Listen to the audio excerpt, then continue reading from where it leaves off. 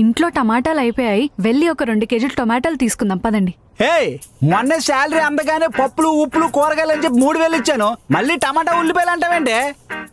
మీరిచ్చిన 3000కి ఉప్పులు పప్పులే వచ్చాయి, కూరగాయలు రాలేదు. 3000కి ఉప్పులు పప్పులే వచ్చాయా? మనం తినడానికి కేజీ లెక్క కొంటున్నావా లేకపోతే అమ్మడానికి బస్తా లెక్క కొంటున్నావా? కేజీలాగే కొన్నానండి, 2000 అయ్యాయి. మా తమ్ముడు వాళ్ళ ఫ్రెండ్స్ తో ట్రిప్కి వెళ్తాను, ఖర్చులకి డబ్బులు ఇవ్వు అంటే మిగిలిన 1000 రూపాయలు ఇచ్చాను. అది మిగిలిన డబ్బులు కాదే, కూరగాయలకి ఇచ్చిన డబ్బులు. అయినా ఆ డబ్బులు అటు ఇచ్చి మళ్ళీ కూరగాయలు కొనమంటున్నావా? మా తమ్ముడికే కదండి. మీ తాత సంపాదించిన డబ్బులు ఏమైనా తీసుకుని వచ్చావా? కూరగాయలకి ఇచ్చిన డబ్బులు ఎక్కడ తీసుకొచ్చి ఇచ్చావు? అయినా నీ ప్రతిసారి ఏం కావాలని నేను తీసుకురాక నీకు డబ్బులు తీసుకురామన్నా కదా, నాది తప్పు. ఇక నుంచి నీకు ఏం కావాలన్నా చింతపండు నుంచి చీమల గుంట వరకు నాకే చెప్పు, నేనే తీసుకొస్తా. ఓ పాలు పెట్టివమ్మా. సరే భయ్యా, తీసుకోండి భయ్యా. ఎంత? 31. 31? రోజు మా ఆవిడ నా దగ్గర 50 రూపాయలు తీసుకుంటుంది, 19 రూపాయలు నొక్కేస్తుంది అనమాట. సరే, ఫోన్ పే చేస్తున్నా.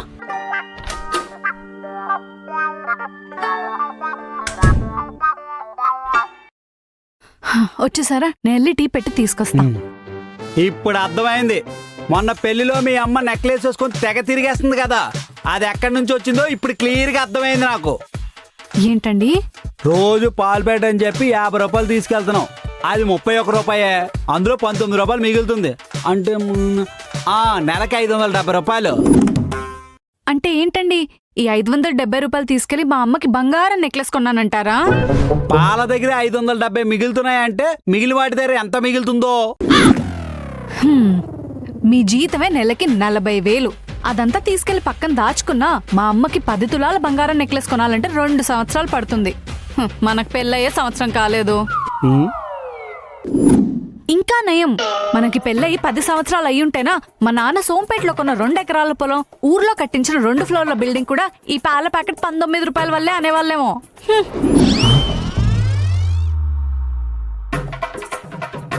ఏదైనా సరే ఇక నుంచి నాకు క్లియర్ గా అర్థమైంది, ఇంట్లో కావాల్సిన అగ్గిపెట్టు కూడా నేనే తీసుకొస్తాను. నీ పిల్లనైన పాపానికి 19 రూపాయలు దొంగం చేసావు కదరా, చెప్తాను పని.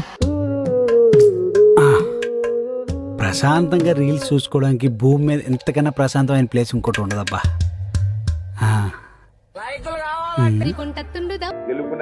ఏమండి ఏమండి, ఏమైందే? అర్జెంట్ గా చింతపండు కావాలి. పోసే, నేనున్న పరిస్థితి నువ్వు చెప్తున్న పనేంటే? మీరున్న పరిస్థితి మీకు తెలుసు, నాకు తెలుసు, పొయ్యి మీద ఉన్న పప్పుకు తెలియదు కదా. అయినా చేతిలో ఫోన్ ఉంది కదా, బ్లాంకెట్ లో పెట్టండి.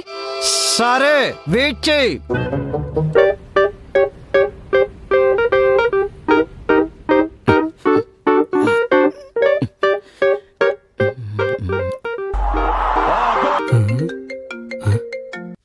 హలో హలో సార్, బ్లాంకెట్ నుంచి. చెప్పండి భయ్యా. సార్, అడ్రస్ కరెక్టే కదా?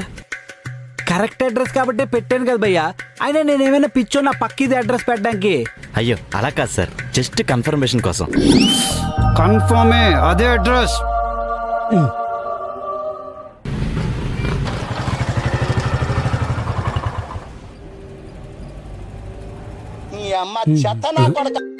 ఈడేంటి మళ్ళీ కాల్ చేస్తున్నాడు?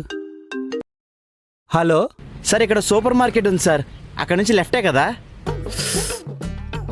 మ్యాప్లో ఏం చూపిస్తుంది? లెఫ్టే చూపిస్తుంది సార్. మరి లెఫ్ట్ చూపిస్తే మళ్ళీ దానికి ఎందుకు కాల్ చేయాలా? అంటే జస్ట్ కన్ఫర్మేషన్ కోసం సార్. కన్ఫర్మే, లెఫ్ట్ తీసుకుని రాబయ్యా. సరే. ఈ అబ్బా బాతులు కూడా ప్రశాంతంగా ఉండవట్లేదు.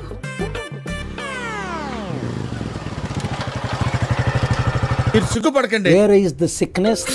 అబ్బా, ఇడు మళ్ళీ చేస్తున్నాడే. మళ్ళీ ఏమైంది భయ్యా? హలో సార్, అశ్విని అపార్ట్మెంట్సేనా అండి?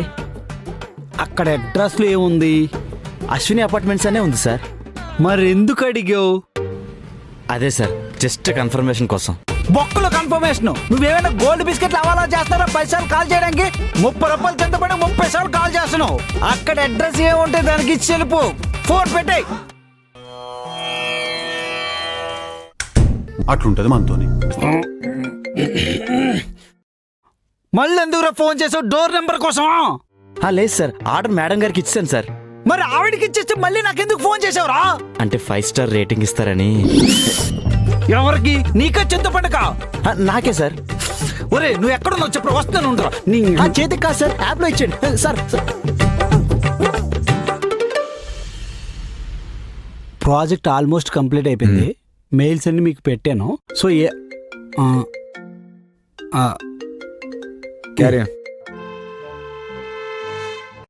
హలో హలో, పెరుగు ప్యాకెట్ కొనడానికి షాప్కి వచ్చానండి. డబ్బులు కావాలి. ఎంత? 40 రూపాయలు. సరే పంపిస్తా చూడు. నాకెందుకు? మళ్ళీ అవి మిగిలించుకొని ఊర్లో 20 ఎకరాలు కొన్నానంటారు. ఇదిగో షాప్ వాడి QR కోడ్ పెడతాను, దానికే కొట్టేసేయండి. సరే పంపు. Just 1 minute sir. No problem, carry on. Sorry sir. పర్లేదు. ఇప్పుడు ప్రాజెక్ట్లో ఎక్కడెక్కడ ఇష్యూస్ ఉన్నాయో అవన్నీ మనం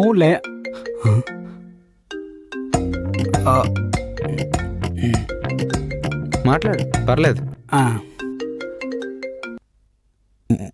మళ్ళీ ఏంటి? డబ్బులు పంపించారా? పంపించాను కదా. మరి స్క్రీన్ షాట్ తీసి నాకు పంపండి. షాప్ వాడికి చూపించాలి కదా. Sir just 1 minute. Sorry sir. మన ప్రాజెక్ట్ కోడింగ్లో ఏవైతే ప్రాబ్లమ్స్ ఉన్నాయో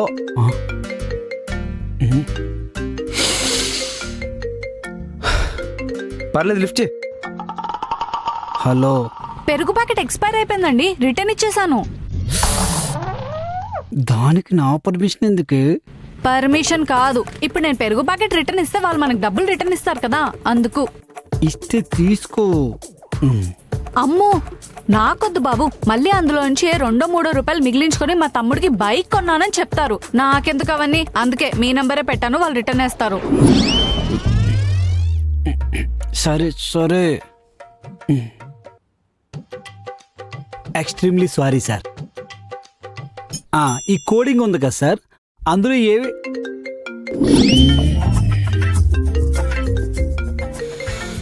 కమాల్, ప్రాజెక్ట్ ఇష్యూ తర్వాత చూద్దాం, ముందు నీ ఇష్యూ ఏంటో చూడు. మీటింగ్ రేపు పెట్టుకుందాం. Sir sir please sir.